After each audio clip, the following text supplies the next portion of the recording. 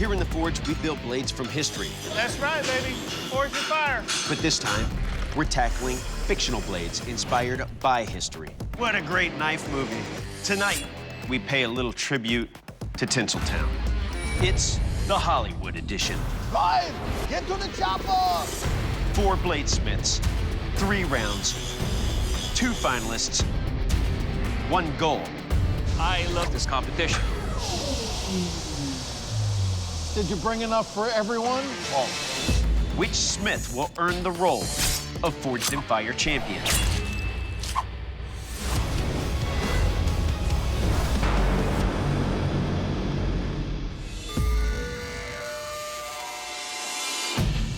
My name's Brian Bivens. During the day, I work as a project manager for a financial firm, and obviously it's a very safe environment. So it's nice having this outlet where everything is extremely dangerous and hazardous. My name's Tristan Nguyen. I'm 19. On a typical day in Tristanland, I work in a pizza shop, and I'm studying to be a chef. I kind of pull my inspiration from everything around me. If I see something in a video game that I really like, I'll try to make it in real life. My name is Mike Divert. I am a journeyman bladesmith and an elementary school teacher. I teach Spanish and reading. There's a lot of love I pour into it, but that 2 months in the summertime, bladesmithing is a really good therapy. My name is Doug Levin. I am a sergeant for the Arizona Department of Corrections. I have 4 kids, 15, 12, 3, and 1. My wife said, you can go to Forge and Fire, but you better make sure you bring back some money. Winning for me would mean I could come home. Bladesmiths, welcome to the Forge. You're here for a competition in 3 rounds designed to test every aspect of your bladesmithing capabilities, all in front of a panel of expert judges who will decide which of you is our next Forged in Fire champion, walking out of here with a check for $10,000. Let's meet your judges now. Up first, 2-time Forged in Fire champion, Ben Abbott. Historic weapons recreation specialist, David Baker. And last, edged weapons specialist, Doug Marcaida. Bladesmiths, today we pay a little tribute to Tinseltown, La La Land, better known as Hollywood. Movies such as Zorro, The Expendables, and The Hunted have featured not only the work of great knife makers, but have also inspired others to engage in the craft. Which of you has been inspired by a movie or film? Conan. Lord of the Rings. Well, gentlemen, in keeping with that theme, today you will not be making signature blades in your signature style. Instead, we'll be giving you an 8-inch piece of W1 round stock from which to forge this. The Rambo survival knife. Similar to Vietnam-era pilot survival knives, John Rambo's weapon of choice was introduced to audiences around the world in the 1982 Hollywood classic, First Blood. Of course it's Rambo's knife, you know? Thinking of Hollywood blades that would inspire. It's beautiful. We'd like you to keep that film in mind as you design and forge your survival knives within the following parameters. The length of your blades must be between 12 and 15 inches. Your blades must be at least 2 inches wide. You must feature a clip point, decorative file work on the spine, as well as a through tang. In the second round, you'll attach handles to those blades, turning them into fully functioning survival knives that will be tested for tip retention and overall strength in a spike shop, and for edge retention in a tarp and rope slice. You will have 10 minutes to design your blades. You will have 3 hours in which to forge them. Good luck, bladesmiths. Your fight for survival starts now. Let me ask you this. Survival knife, what does it mean to you? I would go with a really tough temper on it because you want to be able to baton it through logs, you want to be able to chop on things, but at the same time, you want to be able to cut your dinner, you know, if you're lucky enough to find some. I went to see the movie Rambo when I was a kid in the movie theater, and I remember thinking how cool this was. It's something that this guy is going to use, it's going to save his life. I'm kind of designing this knife after a Bowie knife. I probably have a little more curves in it than a Bowie knife, but I feel comfortable with it, and so I'm going with that. Has anybody out there ever been in a survival situation? Yeah, I was in high school. So I've seen Rambo, like, definitely a couple times, but I make blades mostly from, like, video games and things because I'm kind of nerdy. So my knife, it's got to have a clip point, and as far as the guard goes, I kind of want it to be, like, kind of swirled because that's kind of blacksmithy. I like it. The survival knife is something that every outdoorsman is very familiar with. I make outdoor blades, things that are meant to be used, beat on, treated very roughly. I started making knives because my brother was in a paralyzing motorcycle accident. Learning about making blades with him was something that motivated him, helped him get up and moving, and it's been an amazing ride. I feel like I'm drawing with a big giant crayon. To date, I have not made a knife from a movie. So this is a first for me. And I'm gonna draw just a general idea of what I want, and then we'll hope we get somewhere close to it. Everybody back home is rooting for me. They either think it's gonna be a beautiful train wreck or a beautiful piece of work. So either way, they're gonna be satisfied. Bladesmiths, your design period is closed. Your 3-hour forge time starts now. You got 4 smiths heading in 4 different directions. Welding! Welding! Everybody's welding. My initial thought is to weld a handle on this steel.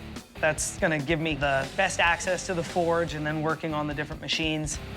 I don't typically use welders that often, and I cannot get this thing to even spark up. Fortunately, these guys, they're terrific. Get your ground. Huh? Get your ground on there. I'm pushing down. No, on your ground. Here. Oh, this. Right there. Oh, thank you. To me, this competition is all about improvising, adapting. Nothing works the way that you think it's gonna work, so you gotta just constantly work through. See, Brian, his work stick just started to break off. The handle I welded on, it came off. So to me, it was worth it to just grab the tongs and go and see if that would work for me. If I'm having trouble, I'll weld another bar on. Well, Doug went for the tongs approach. Dave, what do you think about that? It's gonna be hard to work that whole bar with a pair of tongs. The fact that I don't know how to weld, I'm not going to risk screwing up and wasting precious time. Hot steel. I've never used a power hammer, so this is gonna be really fun.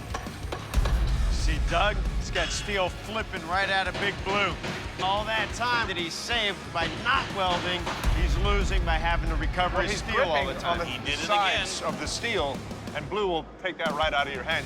Right now, it looks like I'm a little behind where I'd like to be, but I'll get it caught up. It's very hard to do lines from Rambo.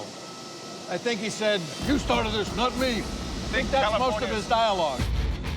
I'm getting things going, but it feels like it's taking a long time. What's that saying? A watched pot never boils? Yeah, but you can't help but watch it. That piece of steel is heavy. Yeah. Do you, right off the bat, cut it in half to make your billet, or do you draw your billet and then cut it? Knowing the size of the knife and having 8 inches of that material, I'd cut 3 off. Right off the bat, Oh, cut yeah. it, right? Come on, come on, come on. Big Blue's kind of just a dream to work with. It's not really throwing around my steel, and it's hammering it out like I thought it would. Tristan doing a pretty good job. It looks like he's got his drawing over at his workstation as well. I wonder if he's redrawing his diagram onto his workstation. Parameters, write those parameters down where you're gonna see them again and again and again.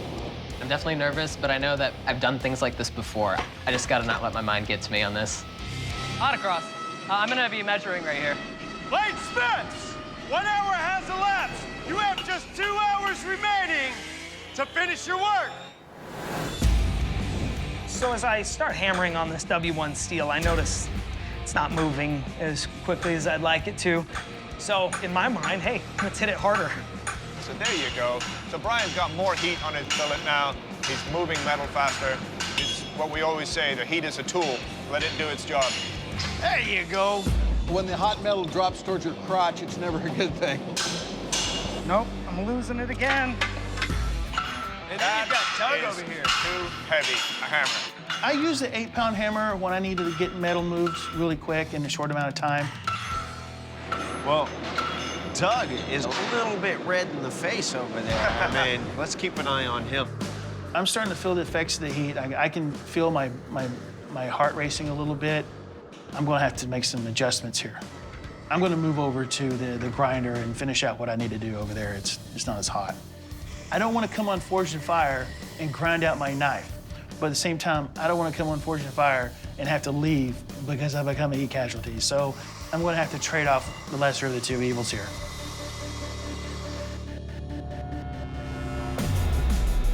Forging, to me, is the beauty of knife making. And Once I see this blade take shape, I just go at it, and I know exactly what to do, and I'm very, very comfortable doing it. Mike's doing a fantastic job. He's moving around this forge like he owns it. Yeah. Once I get my blade roughly to shape, I realize I have too much steel. I need to set aside a certain amount of time so I can use it wisely. Bladesmiths, you have just 60 minutes remaining to finish your blades. After I get the basic shape that I need for the knife itself, I take it over to the vise and go and grab an angle grinder because I want to make an integral guard. So I need to get these flaps that I cut in flared out so that I can start shaping them how I want them. This is called an integral guard, and that means that it's a part of the billet as a whole. It has a lot less of a chance of like flipping around because it's like attached. But I really want to talk about what Tristan is doing with this integral guard. Yeah, the problem with that is it works fine with a full tang handle. Without a full tang, you've pushed up these two guard pieces, but now your handle material is wider than your guard. Without that full tang, there's nothing to support the sides of the handle. I understand. My biggest concerns right now are that something's going wrong with the knife and that I smell bad. I got my file work going. I got my the 3 inches and a little bit more, just in case, marked off, and I'm gonna work toward the middle. The parameters are a big deal for me, and it kills me to see contestants go home because they don't meet parameters. It just kills me. So I'm gonna learn from the guys who came before me, their mistakes, and I'm gonna make sure that I meet the parameters. All right, little big guy. And while the blade's getting hot, I'm gonna go over to the scrap pile and get me a couple of pieces of angle iron. No need to risk warps, so my blade is gonna be nice and straight. Doug did something interesting. He's got 2 pieces of angle iron in a vise right here in anticipation for a warp. If nothing else, I'm gonna present a straight knife to the judges. Whoa, that was a hot blade that Doug just put in his pull it out. quench. Did you see the core of that was still red hot? That's it. I have a relatively straight blade. I've met all these parameters, so I'm pretty confident. Brian is going for a quench, it looks like. I'm just stirring it around using these tongs that I'm not used to. And sure enough, Brian just sent his blade to the bottom of the quench tank. Oh, no. sure did. Just dropped my knife in the oil. I'm in trouble. Good Lord. Oh, man, this is a disaster. Brian just sent his blade to the bottom of the quench tank. Oh, no. It could be a critical mistake at this point. It may be nothing but cracks. It's not an ideal scenario at all. So, you just do what you have to do. Let's see, how far down is it? Brian, do not flash boil your arm. You're solving problems when things aren't going your way. No burns. Good to go. You have just 30 minutes remaining. I want this blade to become heated evenly. So when I put this tube inside here, essentially that tube is being heated evenly. And so when I put the knife in, it's distributing my heat a little better. Mike is in the quench. I start to see a warp, and I know that I have a short window of time, so I'm able to bend the blade over my leg and get it back into shape.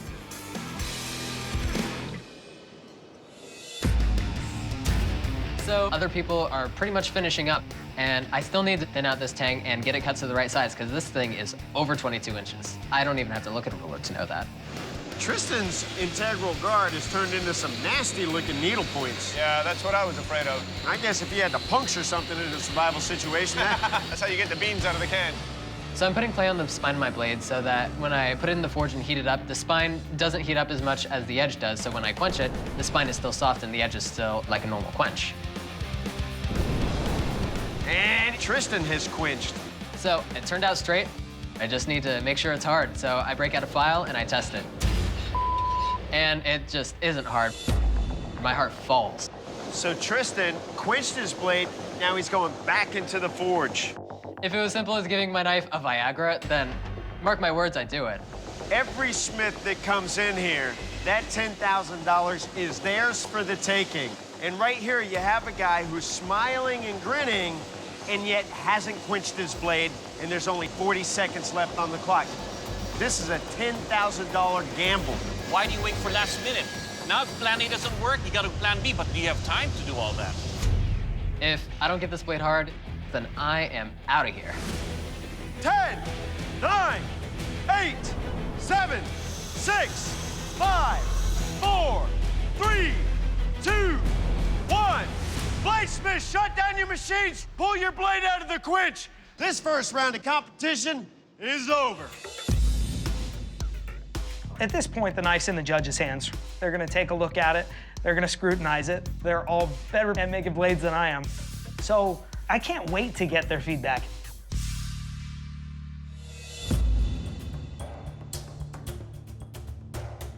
All right, Bladesmiths, what we've got here is a failure to communicate. This is an unusual situation here on Forged in Fire.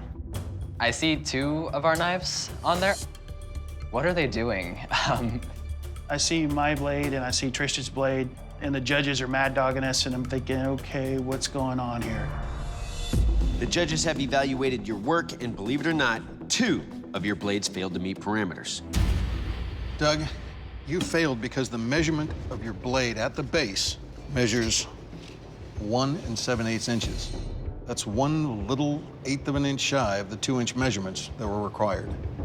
Tristan, you failed because your blade, as measured from the tip to the plunge grind, is only 10 5/8 inches long. That's 1 3/8 inches short of the 12-inch minimum. Brian, Mike, your blades met all of our parameters. You'll be moving into the second round of competition. Tristan, Doug, since today is a Hollywood-themed competition, we've come up with something a little bit more dramatic. Your blades are entering a sudden death match. Honestly, my heart stops. 2 blades enter, 1 blade leaves. Your knives will be tested on merit, and you must earn a spot in the next round or go home. We're gonna meet you on the testing floor. This sudden death test is most definitely gonna probably be brutal. This is literally a make or break moment for my knife. Congratulations, gentlemen. You have the dubious distinction of being our first 2 smiths to have a sudden death elimination. I'm going to be taking your blades and batoning them into this industrial nut. Whoever's knife takes the most damage will be asked to leave the forge. Tristan, you're up. I can't control myself right now. My leg is just going like 50 miles an hour, shaking, and I'm terrified that something awful's gonna happen to my blade.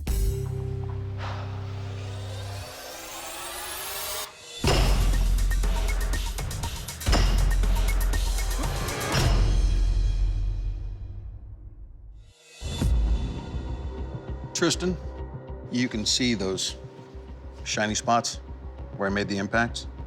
This one here and this one here, there's no edge damage. The one in the middle, I actually torqued the edge a little bit out of alignment. You can hear it. Other than that, the blade held up very well. Thank you, sir. Doug, you're up.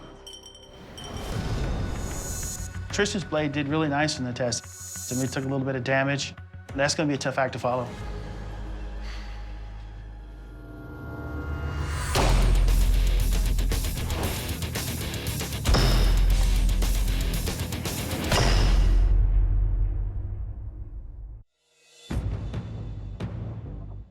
All right, Doug, you can see that there's a little discoloration here and here, the first and the third hit. You left a piece of your blade in that nut over there, and you can see the chunk it took out of your blade.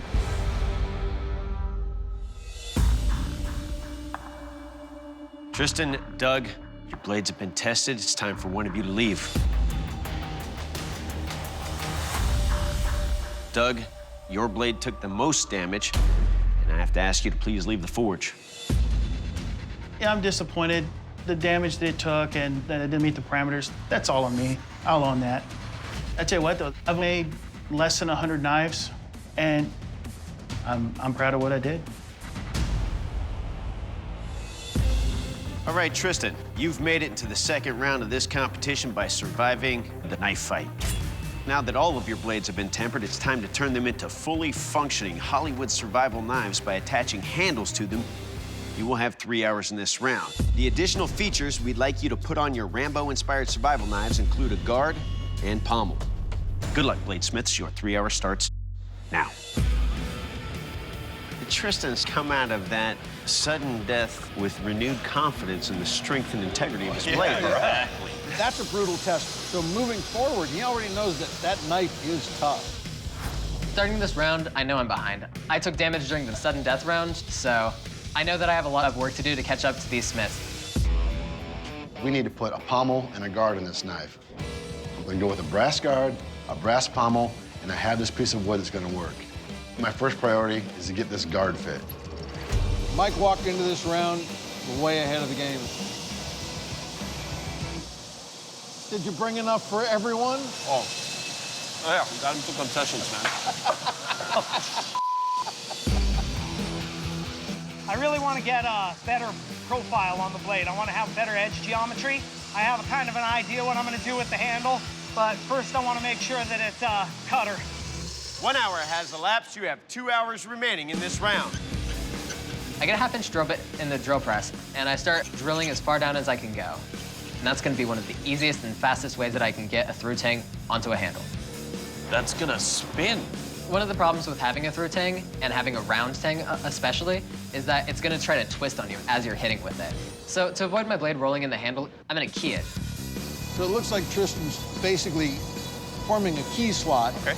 Round slot. hole, key the top, it'll lock in. That's smart work. Awesome. Mike's got a very long drill bit on his knees, praying to the gods of steel and forging. I am trying to get the hole drilled to fit the through tang for my knife. The through tang is tapered. As it closer to the guard, it's wider and it narrows as it goes back. So I need to have a hole exactly like that in the piece of wood.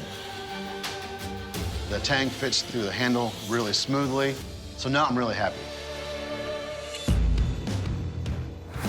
Brian is cutting a thick piece of brass, man. I'm pretty confident that my knife is where it needs to be. So now it's time to work on the guard. My plan is to take this brass, bore out the middle of it, and then shape it around the tang. Ah, come on. I'm really struggling with this, and I'm spending way too much time on it. I'm trying all these different methods that I can think of that will remove the material, and nothing's working for me. There is not that much time left on the clock, man. This is not looking good for Brian. This is unbelievable. I'm thinking this might be impossible to finish. This is unbelievable. I'm trying all these different methods that I can think of that will remove the material on the guard, and nothing's working for me.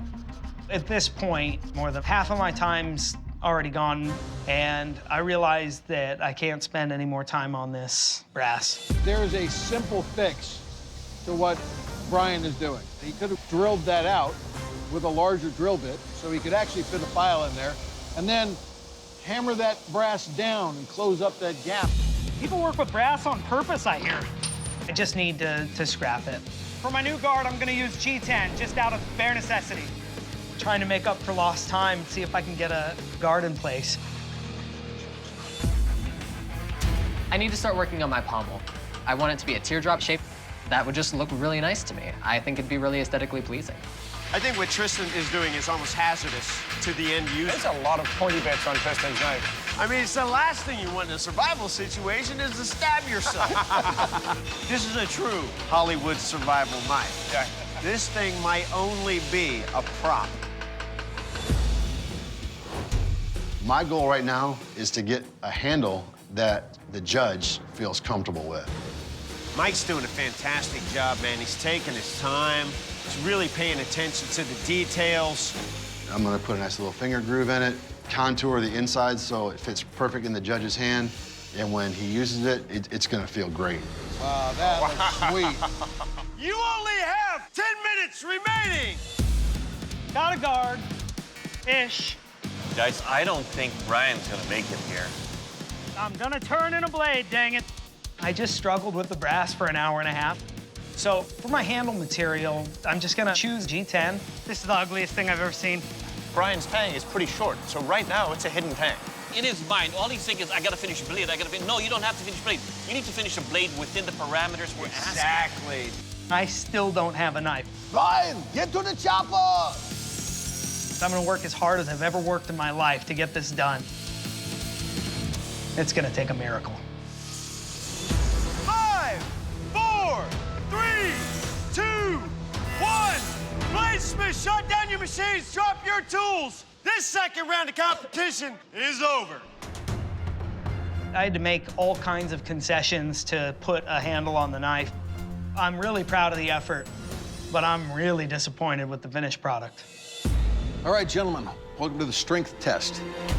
Now, everybody knows in a Hollywood movie there comes a point where the hero, that's me, is being chased by a group of inept villains. That's them. Now, the survival knife has to be capable of dismantling booby traps. To test the strength and overall construction of your blade, I'll be using your knife to break the spikes off our man killer over here. Mike, you're up first. You ready? I'm ready. Okay.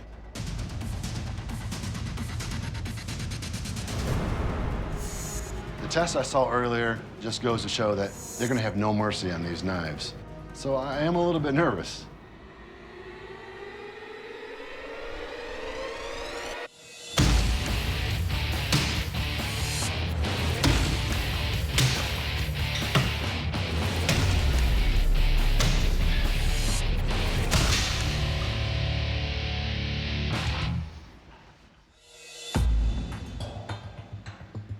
I'd put that in a movie.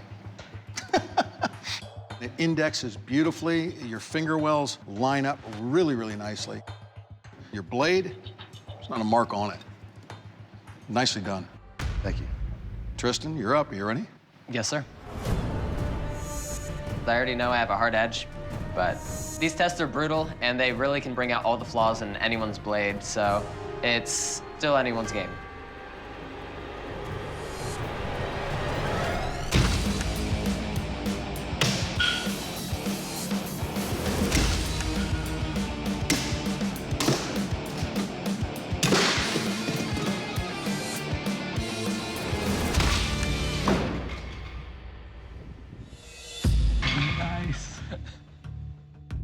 All right, Tristan, you've got right here just a small roll that I can feel. There's another glint down here on the edge, but biggest issue is that pommel has kicked over to the side because it was whacking into my wrist. Designing a knife, having a spike come this way towards your hand, is really never a good idea. Thank you. I'll remember that for the rest of my life. All right, Brian, you ready for this? I'm ready. I don't know what the knife is. Seeing this log with all the spikes sticking out of it, it reminds me of the movies, you know, Predator or Rambo. It's very exciting to see the test and watch David do what he does.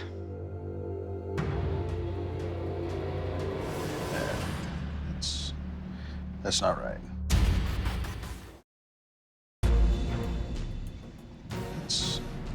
That's not right. David picks up my knife. He's taking a look at it, trying to figure out where to put the lanyard, and he puts it back in his pocket. This isn't a good sign. Brian, I really appreciate a good workaround, and you're really shooting for one here, and you worked really hard. That last 30 minutes, you pushed hard. But this isn't a through tang with a pummel. This is a hidden tang and a frame handle. Understood. Brian, your blade failed to meet round 2 parameters. For that reason, I have to ask you to please leave the forge. Thank you.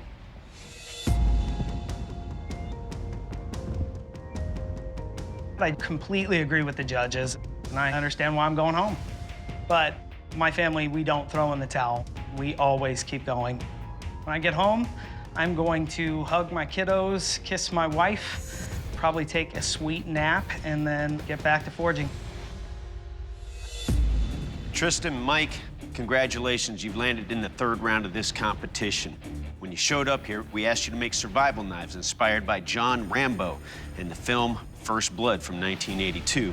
Now we're sending you back to your home forges to recreate an iconic weapon from history and from Hollywood. That weapon is the Hattori Hanzo 1,000-layer katana. Whoa. Born in 16th century Japan, Hattori Hanzo, also known as Devil Hanzo, was perhaps the most legendary samurai to ever live.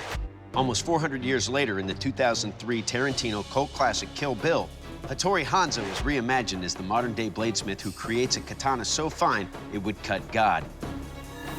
In reality, the katana is the majestic symbol of the ancient warrior samurai, featuring a simple but elegant single-edged blade designed for precise cuts and lightning-fast thrusts. The dazzling Damascus layering produces not only a beautiful piece of steel, but an incredibly sharp and deadly cutting edge. The blade parameters are as follows. You must include a habaki, a suba guard, a suka handle between 11 and 12 inches, and your handle must be wrapped. Now, 300 layers of Damascus steel is considered a major bladesmithing accomplishment. However, this blade must be 1,000 layers, gentlemen. The biggest Damascus build that I've ever made is 20 layers. This thing is insane. You will have 5 days at your home forges to accomplish this challenge. After 5 days, you'll return and present your blades to our panel of expert judges, and only after they've thoroughly tested them will they declare one of you the Forged and Fire champion who walks out of here with a check for 10 grand. Good luck, Bladesmiths. We'll see you in 5 days. Let's do this, man. All right.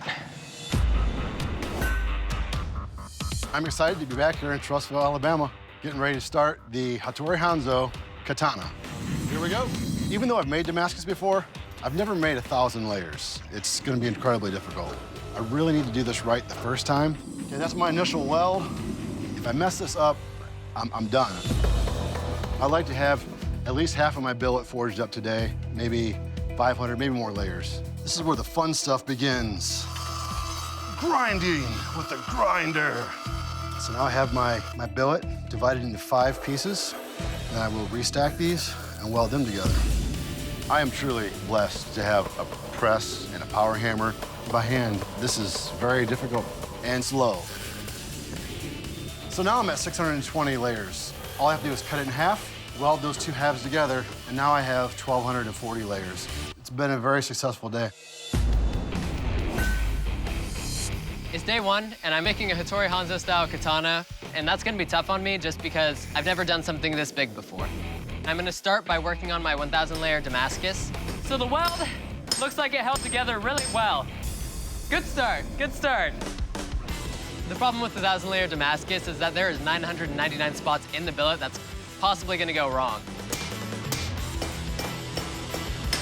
If I had power tools, I feel like I could have pumped this out a lot faster. It's taking forever. I thought that I was gonna be able to get 1,000 layers done in one day. I've got 42 layers. Whew. But being at 42 layers is still only 3 forge welds away from being at over 1,000. So I actually feel good because I have more than the required number of layers. I'm pretty happy with the profile. So now I can go into my heat treat. I don't typically do blades this long. So what I need to do is put 2 forges together to create an even heat throughout this blade as I get ready to harden it. I pull the blade out. Okay, I'm starting to get a warp in it. Part of me wants to freak out. By the time the blade is cooled down a lot, I see that it's got essentially 2 bends in it. I quenched the second time. The blade has a slight warp in it, but it's something that can be ground out.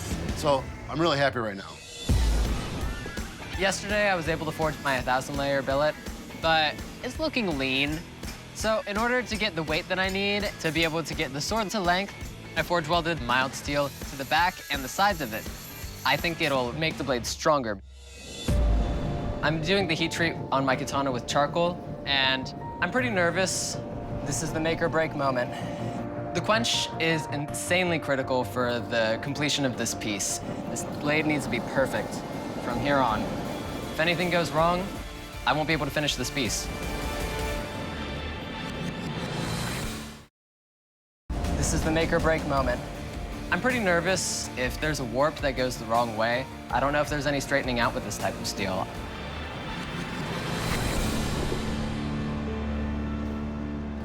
Straight. Woo! So today, I have my blade ready. Now I just need to start making all the handle parts. I have the habaki fitting up nicely. The Suba is right here. This handle has to be tight. This sword is gonna be beat up. So now it's gonna be wrapped in stingray skin and Ito cord. I'm pretty happy with it. On the last day, the first thing I want to get done is carve out the suka. I'm using a piece of walnut. It's just a really strong wood. It's starting to look really nice. After I finish carving it out, I'm gonna put some ray skin on the sides of it and give it a wrap. My biggest deviation from the tradition is I'm using shoelaces for my wrap.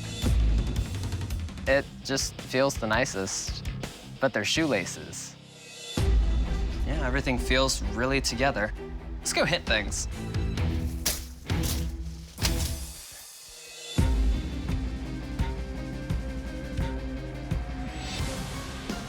Tristan, Mike, welcome back to the Forge. You two badass bladesmiths have had 5 days at your home forges to work on our Salute to Hollywood Hattori Hanzo 1,000-layer katanas. Tristan, how'd it go for you? Forging my 1,000-layer Hattori Hanzo sword was a challenge. The steel that I used is a 5160 W2 Damascus with a soft steel jacket and mokamegame fittings. All right. Mike, how'd it go for you? It was an awesome experience, but also a huge challenge. Started off with 1080 and 15N20, 1,240 layers of Damascus steel, wrapping with stingray skin. All right, bladesmiths, there will be a strength test, a sharpness test, and up first, Doug Markita's kill test. Doug? Bladesmiths, a Hanzo's katana's first duty is to kill. To find out what kind of lethal damage your weapon will do, I will take your katana and deliver killing blows on this ballistics dummy. All right, Mike, you're up first. Are you ready? Yes, sir. Let's do this.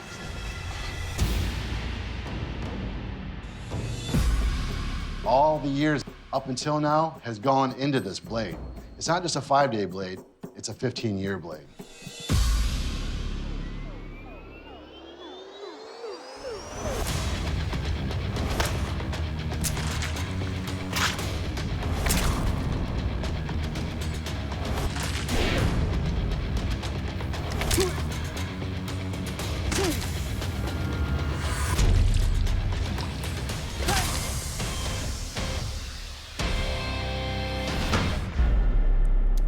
Yes. Mike, your edge is razor sharp.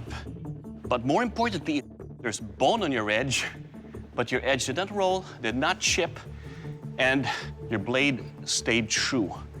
Overall, sir, your blade will kill. Thank you. Tristan, you ready? Yes, sir. Let's do this. I'm really hoping that I don't see any damage happening to my blade. I know that I have a hard edge, and I know I have a soft steel spine to support that hard edge, and it shouldn't be moving anywhere.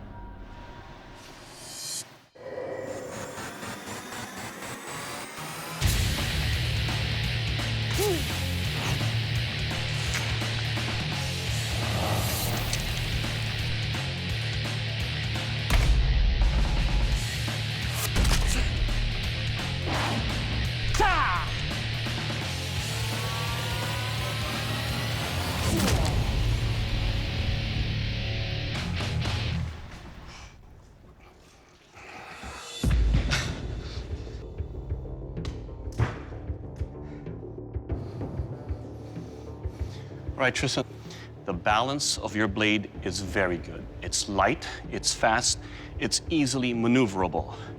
But when steel meets the skull, there were some problems. Your blade took a serious bend. Also, on the edge right here, you took some chipping. But overall, looking at the dummy, I think your weapon will definitely kill. Thank you. Gentlemen, the second duty of a Hanzo katana is that it is to be sharp. It is said that a Hanzo katana is as sharp as 1,000 razor blades. Now, a sharp blade should cut cleanly through tatami mats. A dull blade will crush, bend, or get hung up. A dull blade is not a Hanzo katana. Mike, you're up first. You ready for this? Yes, I'm ready. Let's do this. Going into this, I'm a little bit nervous because I know that I went through a lot of bone, and so Probably the edge isn't there that was there when it started.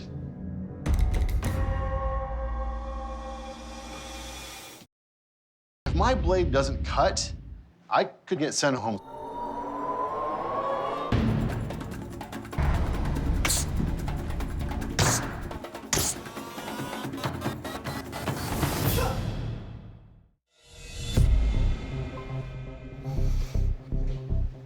Your blade, sir, is sharp. It cut cleanly through the thickest of our tatami mats, but on the backhand slice, it did not cut completely, though. Overall, sir, your sword will cut.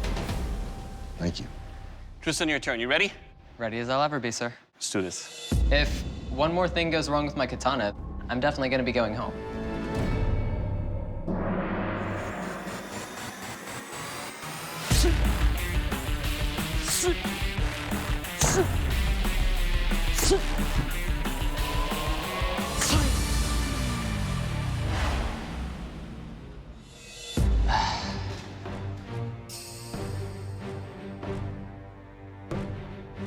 Well, Tristan, your edge is sharp.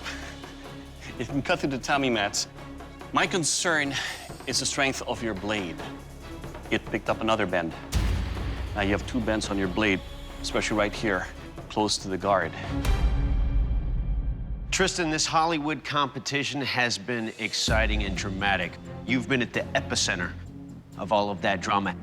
Nobody is questioning the strength of your character. However, the strength of your blade is such that we can no longer continue to test it.